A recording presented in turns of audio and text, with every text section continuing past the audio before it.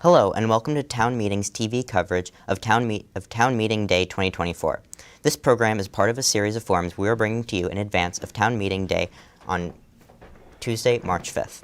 Town Meeting TV hosts forums with all candidates and covers the questions that you'll see on your ballot, introducing you to community decision makers and connecting you with the issues that shape your local community. You can find all of our forums at cctv.org/2024. or on our Town Meeting TV YouTube channel, where auto-generated captions are available. On tonight's program, we'll hear from two candidates running for the South Burlington School Board. These two candidates are Chelsea Tillinghast and Tim Warren. Thank you so much for joining us. Thank you. Yeah. We've prepared a list of questions for each of you, and you will have 90 seconds to answer each question.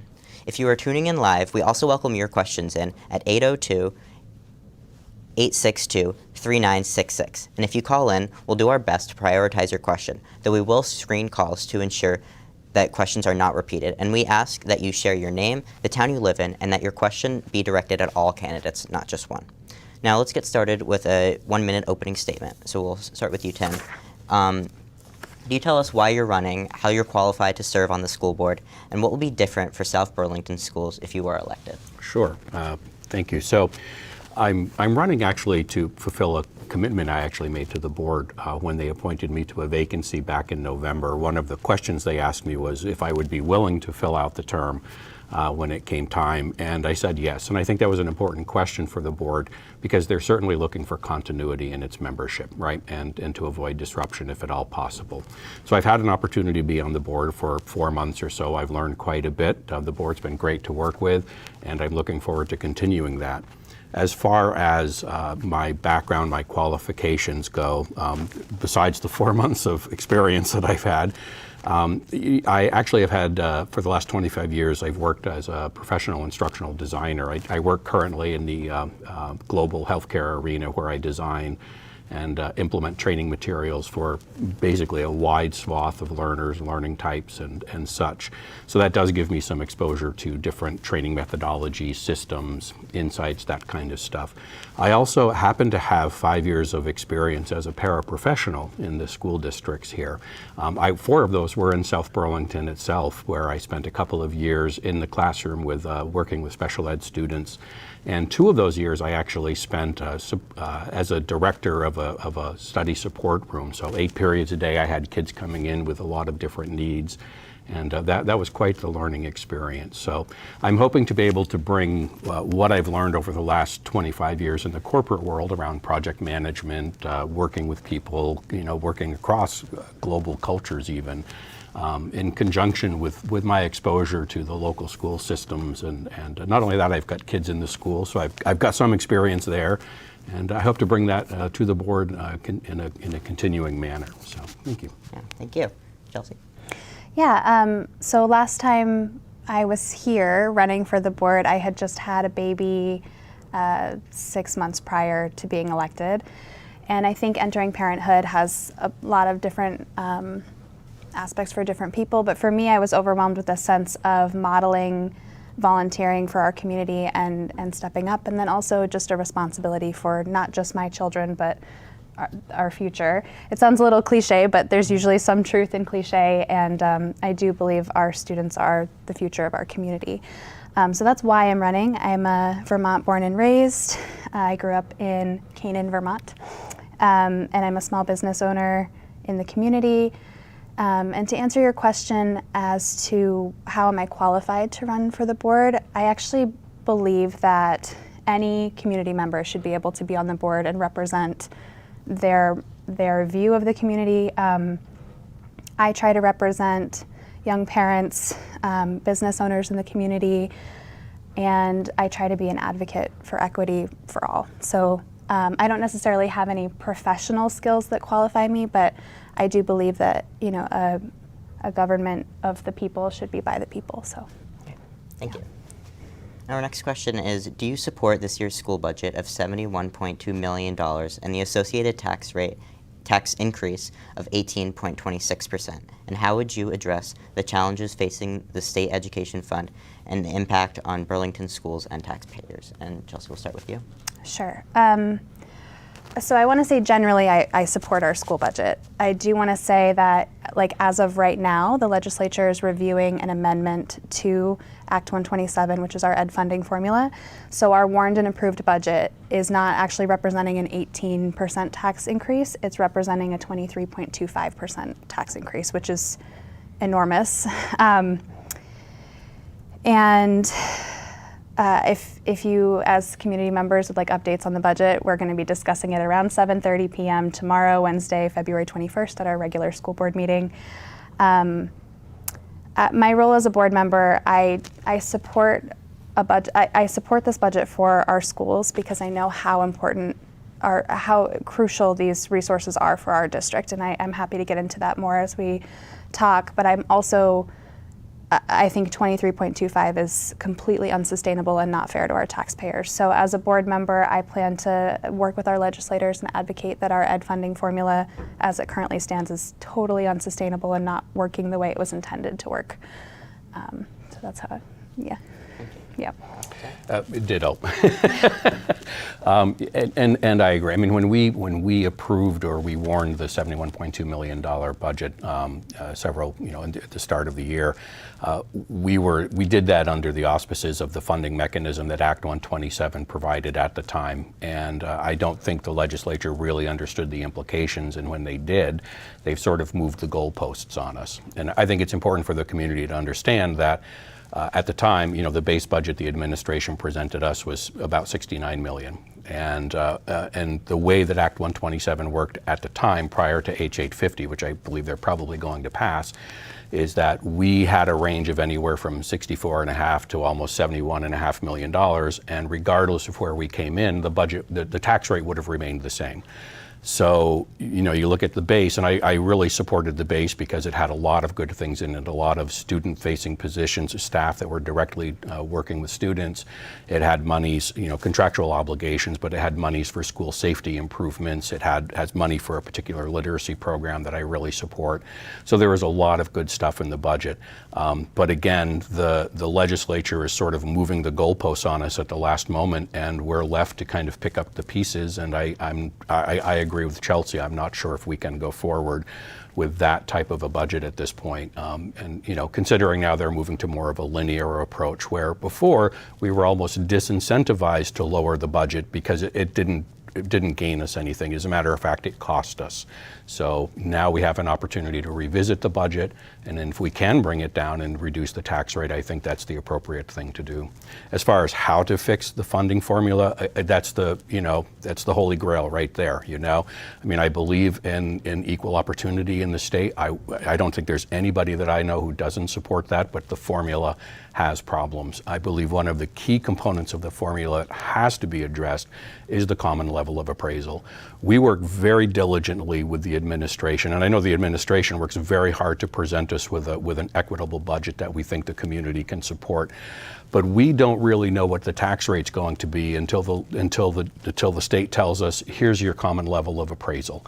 And that can throw our whole tax rate and the prospects of our budget out the window at the last moment. And we really don't have insight into that until just before we have to approve and warn a budget. So that definitely is a factor that has to be dealt with at the state level.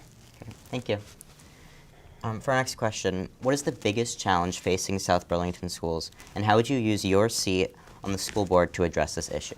And Tim, we'll start with you. Sure.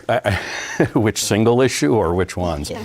There are several, and I think these will come up again and again. I believe our facilities are definitely an issue that we have to deal with at some point. That there are just a number of reasons why we have to deal with it, right?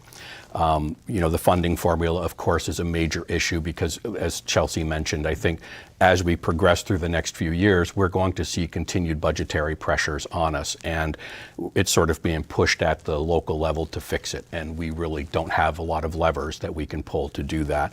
A couple of issues, too, I will mention if I have the time.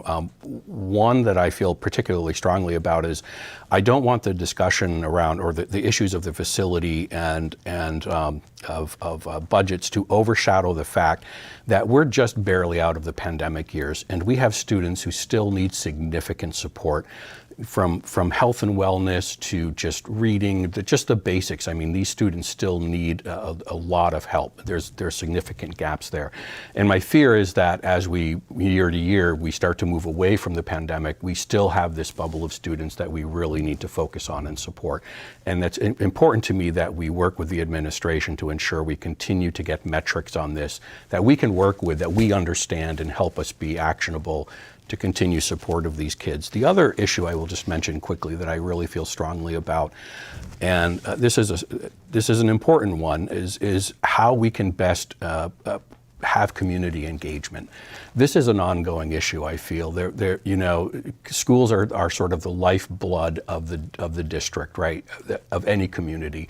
And if you think about who wants to move to a school or who wants to move into your town, the first question they ask is, what are the schools like? But it's so hard to get people involved. And I will confess, I've been one who over the years has left the hard work to others and reaped the benefits with my children in the school system, which is one of the reasons I'm here. So, I think it would behoove us as a board to find better ways to communicate. And I know we try to do a lot. We're sort of restricted in what we can do as a public body, but that's something that we really need to ensure we're able to engage the community when they're ready to be engaged, not just when there's a budget vote. Got it. Thank you.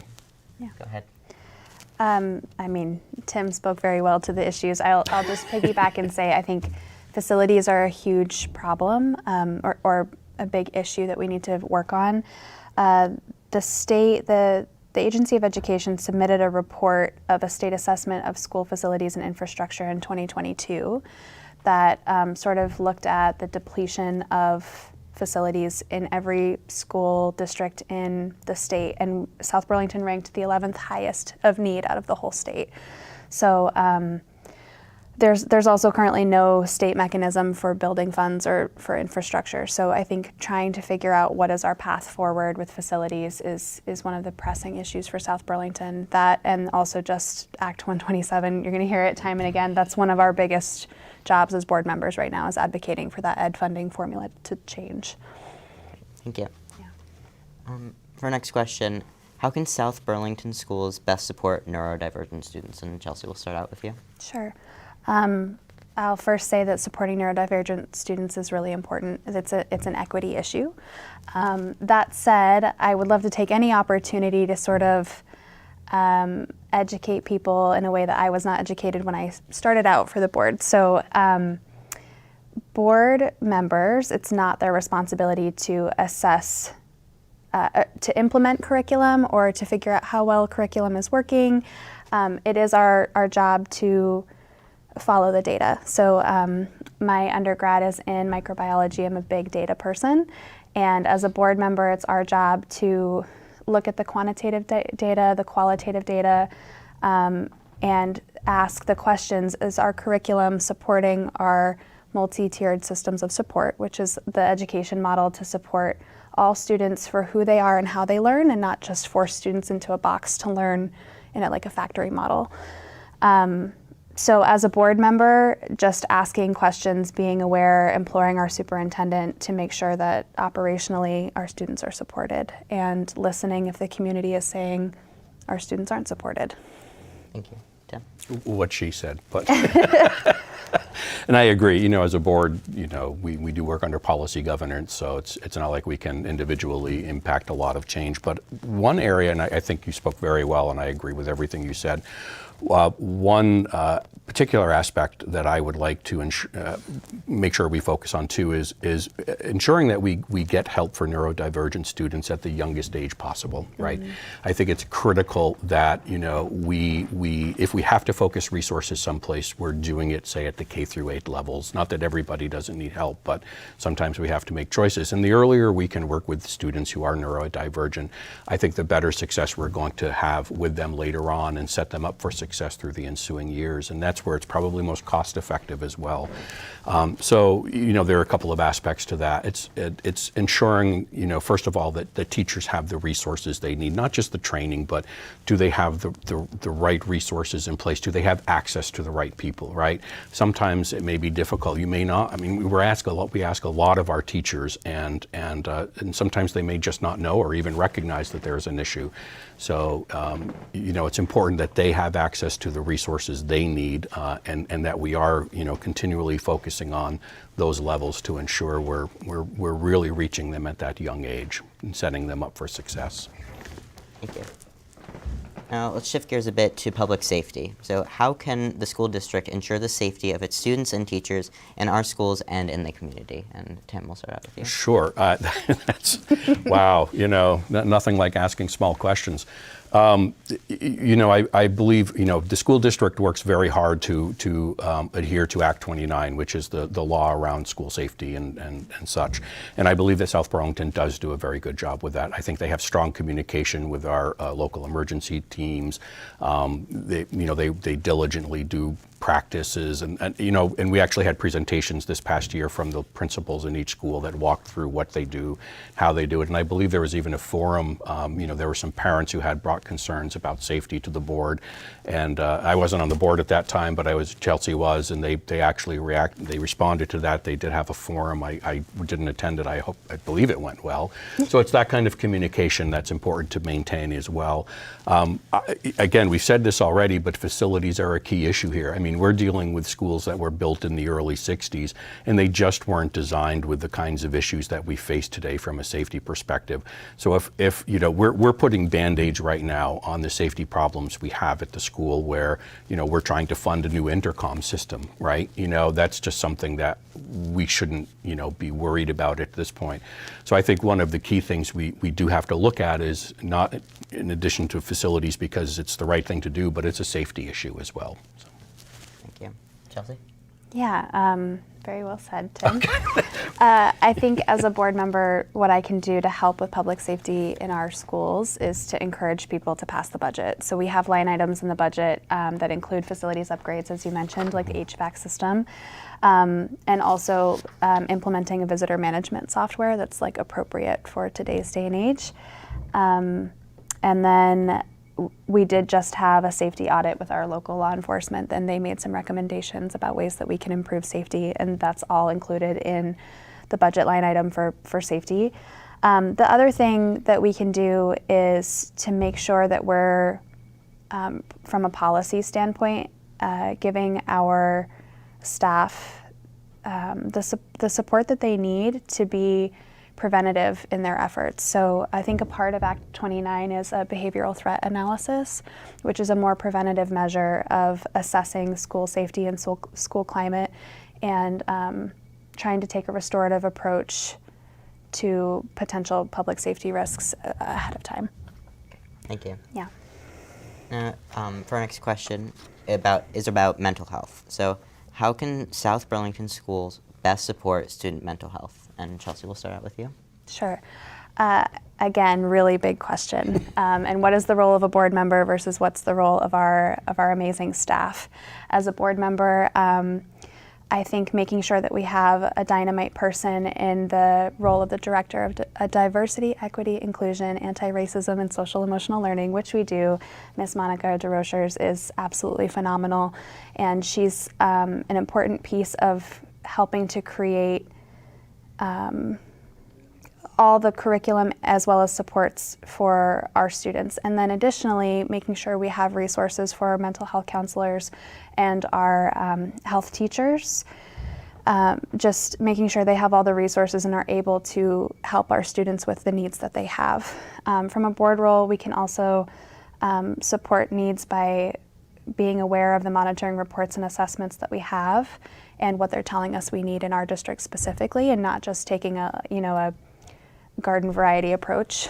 I believe we're also implementing Panorama this year, which is a comprehensive and sort of actionable view of each student. It has survey feedback that includes the lens of staff and family, and it's designed to support some social emotional learning as well. So it's, I think, going to be a really great assessment tool for us to be aware of what our mental health needs are in the district.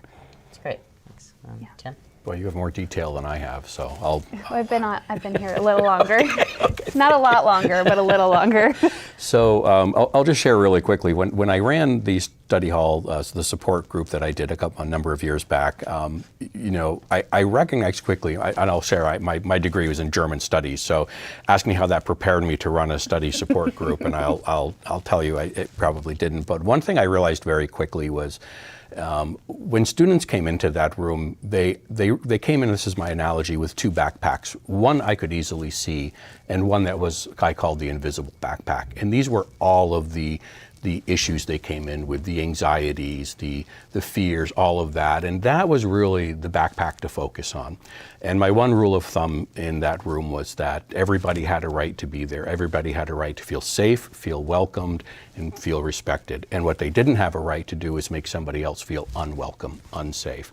And I've sort of taken that lesson to heart over the years. And as I sit on the board, and I agree with everything Chelsea just really laid out the details very well and some of the great things that are happening. But I feel one of the most critical things the South Burlington School District can provide is that safe, caring environment for the students. Not that we're holding their hands and everything, but we need to ensure that students in the district know they are supported, they are appreciated, and they're welcomed, and nobody has the right to make them feel unwelcome. That said, access to the right services at the right time. I don't believe that mental health issues and crises happen overnight. And these are the things that we need to be able to get access to on an ongoing basis when the need begins to arise and not just when there's a significant problem. So, thank you. All right, so last year's standardized test results suggested that the proportion of Vermont students proficient in math and English decreased during the pandemic and has not made significant improvements since. So how do you measure the success of the school district? And Chelsea, we'll start with you. Oh, okay. Again, what's the role of a board member? Just going to keep coming back to that. And to measure success, we need good assessment data, or we need good data that we can follow. We need good assessment tools, and we need administration and staff that can implement the curriculum that is deemed fit for our students. So we just need to be able to assess our qualitative and quantitative data and decide where are we right now, where do we want to go, and what's the best way to get there. And it's just a continual process of evaluating what we're trying is working. And does that answer your question? Yeah, okay. Over to me. Yeah, Tim, go ahead. Sure, and it's a great question, and it's interesting that we pick math and English, right? Because, I think traditionally, as we look at traditional learning, we say math and English, and those are often used as the barometers as we compare ourselves at the state level, we compare ourselves nationally, and even to some extent globally, right? Well, my kids are better at math than your kids, your school's clearly failing. What we need to be aware of is what do we really want to measure? And I think math and English are definitely important. I think those gaps are going to take a few years to overcome, and I certainly, like Chelsea, we all have a certain role on the board, but we have to defer to our professionals who this is their job, and we review that data and act on it as we can. But I really believe that success is more than just how are we doing at math and English. And it's careful, we have to be careful about what we choose to point at for success, because that's going to drive the behavior. And there's the rule of unintended consequences, and we want to be very conscientious of that and not drive behavior that actually is detrimental in the long run. For me, I wonder, as we look at our ends for the district, our ends really are very clear. We want to prepare our students for their next step, right? That's really what I think our success measurement should be in the long run. It's important to understand math and English as they progress, but are we really preparing them? I know students are supposed to have a personal learning plan, and I've had a daughter who prepared one, went through the district. I have another couple of children in the district. I don't hear a lot about them now, but I'm curious. have we talked with students who exited the system and talked to them about their personal learning plans? Did we prepare them? I mean, they're really, if you think about it, our customer, and did we do a good job? What are their thoughts on that? So that's a measurement I'd like to see. I do want to say, it's important to focus on math and English, like I've said, but another measurement of success, and I don't think this gets a lot of play sometimes, is how well we in Vermont include everybody. And that's a really hard thing to measure, right?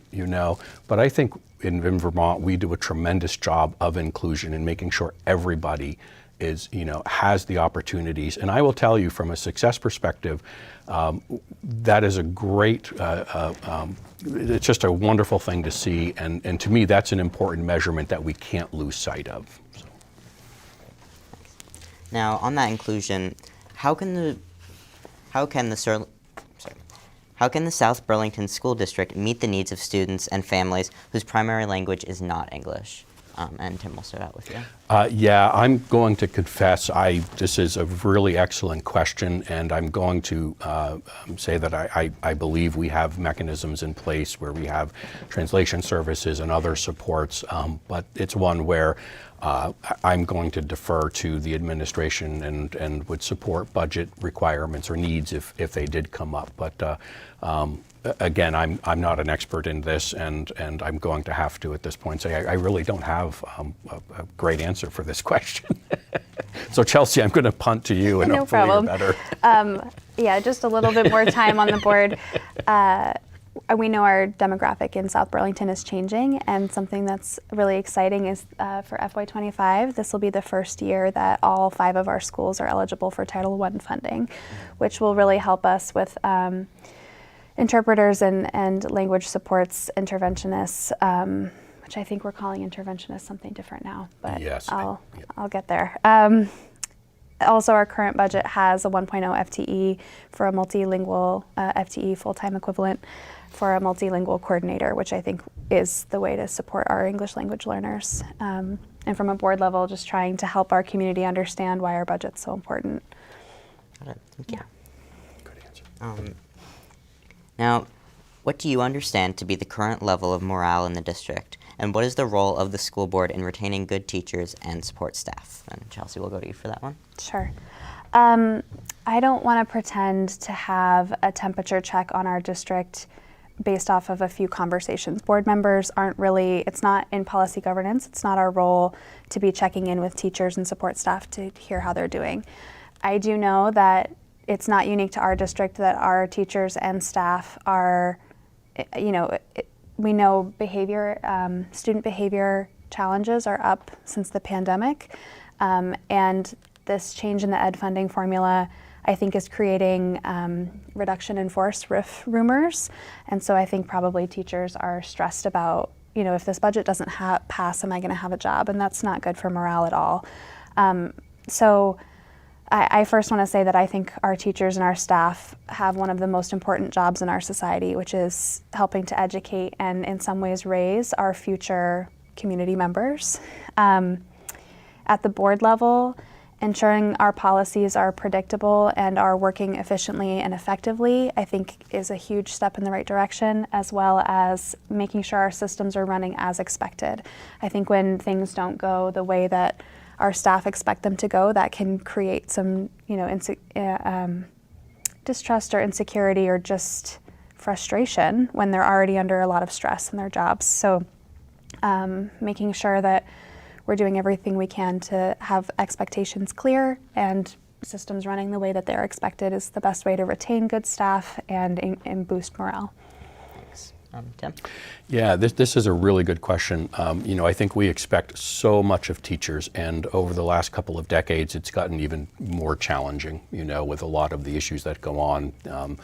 So this is actually going to be a really important aspect of what we focus on as a board, because we're going to run into an issue in the next 5 to 10 years where we don't have applicants. Statistically, nationally, what we're seeing is a tremendous decrease in the number of people who are obtaining education degrees and going into the field, and it's understandable, right? You know, this is the one area where it receives a lot of focus from the community, political issues, you know, safety issues, and very few people want to get into, you know, education at this point, right? So this is something that I think, as we look at the health and well-being of the teaching staff, is critical for us to focus on. You know, that said, pay is obviously an important thing. I believe in South Burlington we do compensate well. Everything can always be better, you know, but that's an important aspect of ensuring that we obtain and retain good staff. I also want to make sure that we give teachers the room they need to teach. Right. Again, you know, we ask them to be, to some extent, you know, mental health experts. We ask them to watch all kinds of things. And you're right, the behaviors in the classroom, all of this stuff can lead to a stressful environment. And it's important that we ensure that's as minimal as possible. The final thing I'll say, and this is, you know, we've heard this before, I'm going to go back to facilities. Right now in South Burlington, we're asking our teachers to teach in classrooms that don't have heat, that in the springtime and the fall are almost unbearable from a heat perspective. You know, the working conditions in the buildings right now can be challenging, and I don't think we have people who are eager to come to the classroom to be in a room where they're, you know, it's difficult to be in. So this is another aspect when we talk about facilities for providing an environment that teachers can be successful in as well. So, all right, thank you so much. And thank you for tuning in to Town Meetings TV ongoing coverage of local candidates, local budgets, and ballot items. You can find this and many other forums at cctv.org/2024 or on our Town Meeting TV YouTube channel, and you can tune in to our live election results show, and you can cast your ballot on March 5th. Contact your local clerk to find out how to obtain a ballot and register to vote. In Vermont, you can register to vote on Election Day. Thank you for watching and sharing Town Meeting TV.